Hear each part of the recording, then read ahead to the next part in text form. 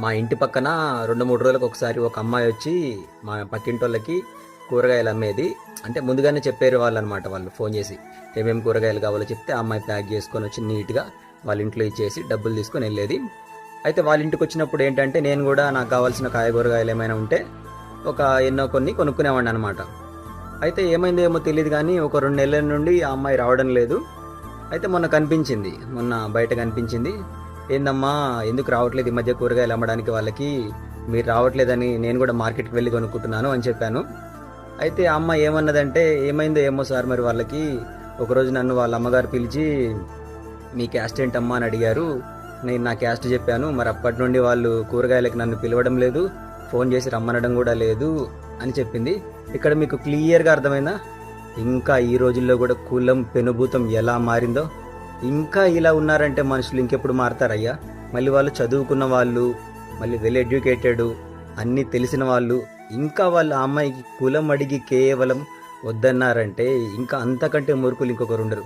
ఆ అమ్మాయి తెచ్చిన కూరగాయలు బాగాలేకపోతే వద్దని చెప్పండి, నో ప్రాబ్లం. ఆ అమ్మాయి తెచ్చే కాయగూరలు అన్ని పుచ్చులు పురుగులు ఉంటే వద్దని చెప్పండి, నో ప్రాబ్లం. అదంతా వదిలేసి కేవలం ఆ అమ్మాయి కులం తెలుసుకొని వీళ్ళు వద్దులేండి మీ కూరగాయలు ఇక్కడి నుంచి రావద్దు అని చెప్పారంట. ఎంత బాధాకరమైన విషయం అండి ఇది. ఇది తలుచుకుంటుంటే ఇంకా ఇలాంటి వాళ్ళు ఉన్నారా అనిపిస్తుంది. కానీ ఉన్నారు అని ప్రూవ్ అయిందండి. కులం పిచ్చి ఇంకా ఈ మాదిరిగా ఉందంటే ఇంకా ఈ తరాలు బాగుపడేది ఎప్పుడో. ఇంకా కులం అడ్డుగోడలు పెట్టి ఇంకా నివసిస్తున్నారు ఈ పిచ్చి వాళ్ళంతా. అయినా నాకు అర్థం కాదండి, మీరు హోటల్కి వెళ్తే ఏ హోటల్ వాడు సర్వ్ చేస్తున్నాడో, ఏ కులం వాడు సర్వ్ చేస్తున్నాడో మీకు తెలుసా? తెలీదు. మీరు తినే తిండి పండించే రైతు ఏ కులమో తెలుసా? తెలీదు. మరి ఇంకెందుకయ్యా ఇన్ని తెలియకుండా మీరంతా కులం అని కొట్టుకు చేస్తున్నారు. ఇంకా పాపం మా అమ్మాయి చెప్తే నాకు అసలు కళ్ళలో నుండి నీళ్ళు వచ్చాయి. ఇలా ఉన్నారా? ఇంకా కులం గురించి ఇంత ఆలోచిస్తారా? అసలు అందరూ బ్రతుకుతున్నారు, ఏదో ఒక ఉద్యోగం చేసుకుంటున్నారు అనేది ఆలోచించకుండా ఇంకా కులం మాయలో పడి చేస్తున్నారు మీరంతా. మీరు ఈ వీడియో చూసినా పర్లేదండి, చూసినా పర్లేదు. మళ్ళీ నన్ను ఏమైనా చేయాలనుకున్నా కానీ నో ప్రాబ్లం. నేనేమి భయపడను, నేనేం తప్పు కూడా మాట్లాడడం లేదు కదా.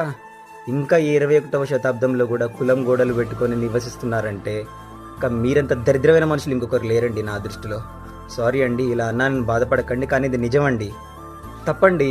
మీరు ఇంకా అన్ని విధాలుగా మీరు గొప్పవాళ్ళు అనుకున్నాను, కానీ ఇంత ఇంత చీప్ మెంటాలిటీ, ఇంత చీప్ క్యాస్ట్ గురించి ఆలోచిస్తారని నేను అనుకోలేదు అసలు ఇంతవరకు ఎప్పుడు కూడా.